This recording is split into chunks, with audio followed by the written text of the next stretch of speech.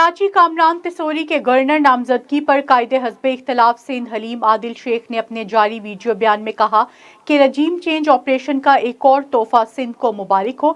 MQM ने सबसे पहले अपने MNAs को बेचा, पैसों की खातिर इमरान खान के साथ गद्दारी की, 3.5 साल हमारे साथ चले, फिर ज़मीर बेच दिया। उन्होंने तंज करते हुए कहा कि गवर्नर सिंध के लिए OLX पर लगा देते, कोई और अच्छी डील मिल जाती। MQM ने महंगाई होने पर हुकूमत छोड़ी थी, अब क्या हुआ? क्या महंगाई में कमी आई है?